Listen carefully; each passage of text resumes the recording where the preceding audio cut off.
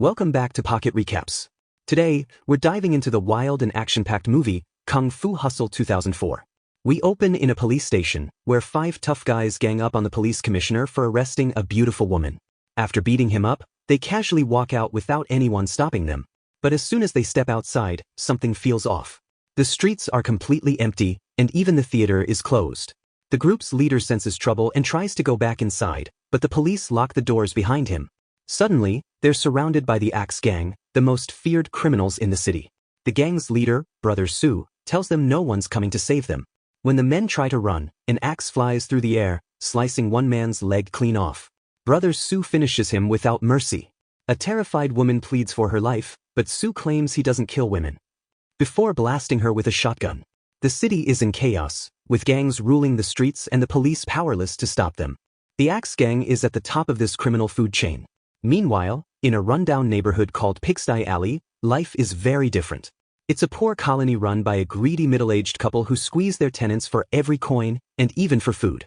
The landlord shamelessly flirts with the women, while everyone else works hard just to survive.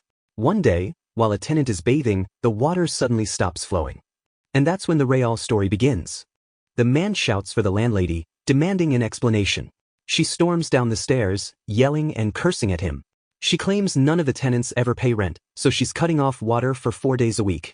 Then, for good measure, she curses every other tenant before slapping the poor man to the floor. What no one knows is that the landlord and landlady are actually retired kung fu masters with incredible powers. Back in her room, the landlady discovers that her husband has been spying on the women and flirting with them.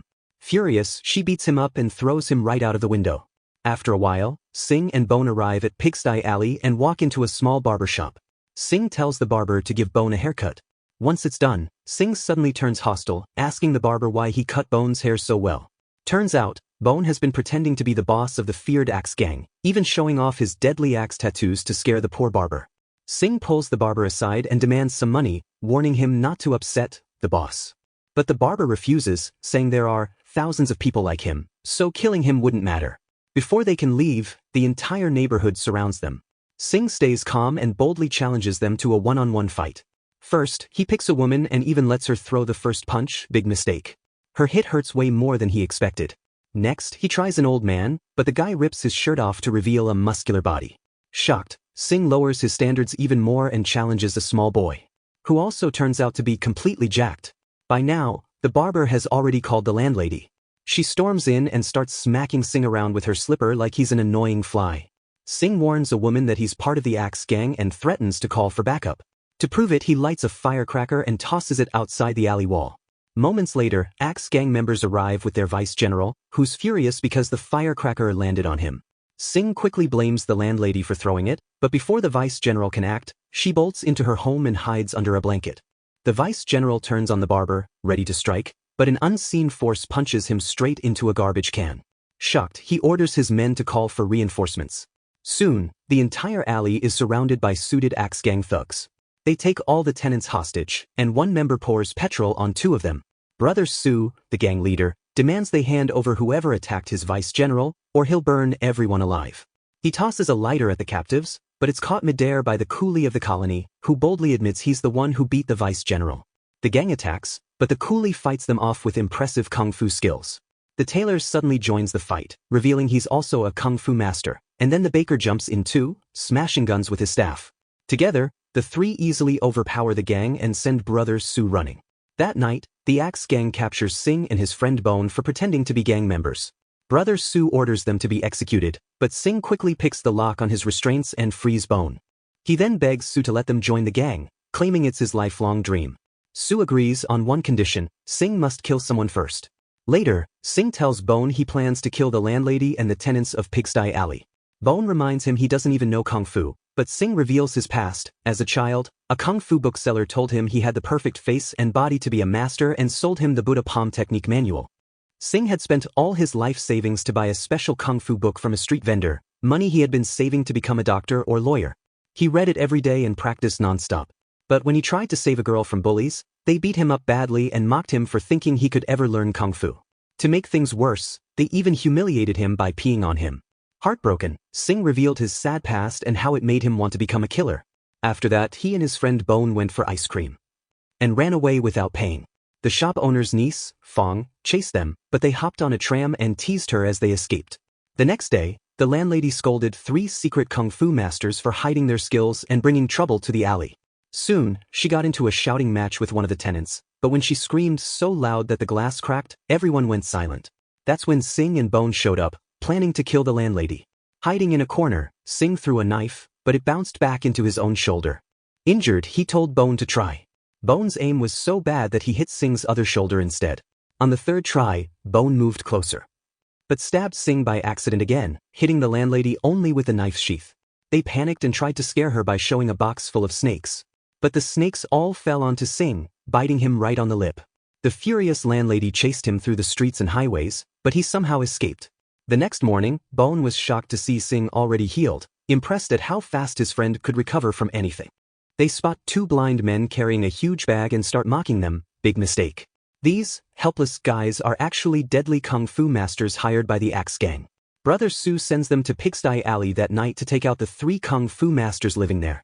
The blind masters arrive and waste no time. One of them kills a master instantly. The other goes after the tailor, and the 2 fight fiercely. The tailor actually manages to beat him, but once outside, he's ambushed by both blind men. Their weapon? A strange musical instrument that shoots deadly blades and projectiles. The baker rushes in to help the tailor, but even together they can't win. Just as the final blow is about to land, the landlady's deafening scream shatters the weapon and stops the attack. The landlord joins the fight, turning the blind men's own punches against them and tossing them around like rag dolls. The blind masters repair their instrument for one last, powerful strike, but the landlady steps in again. Her scream is so powerful it blasts them into the air, rips their clothes, and sends them running for their lives. She warns Brother Sue never to mess with her again. The alley mourns the fallen masters. Only the baker survives, and he thanks the couple for letting him witness their incredible skills before he dies. The landlord and landlady then reveal they just want to live a quiet life. After losing their son to kung fu, they've had enough of fighting. The barber from earlier begs them to teach him kung fu, claiming he's the chosen one. But his big moment is cut short when the landlady knocks him out with a single punch, ending his dreams instantly. The next day, Sing and Bone see the ice cream girl. Sing threatens her for money. After robbing her, they're about to leave when Fong shows Sing a candy bar. She can't speak but signals that she remembers him. She's the same girl Sing once tried to protect from bullies when they were kids, before he got beaten up.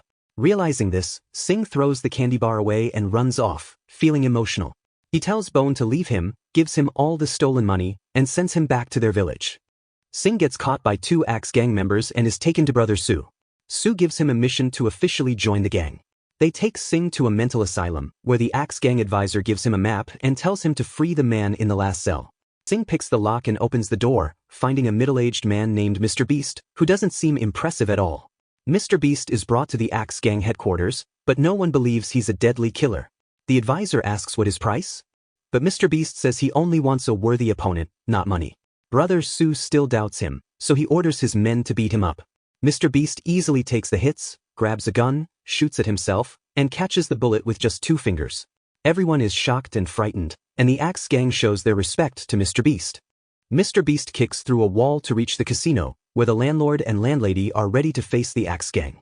A huge kung fu fight starts, but Mr. Beast easily takes all their attacks without getting tired.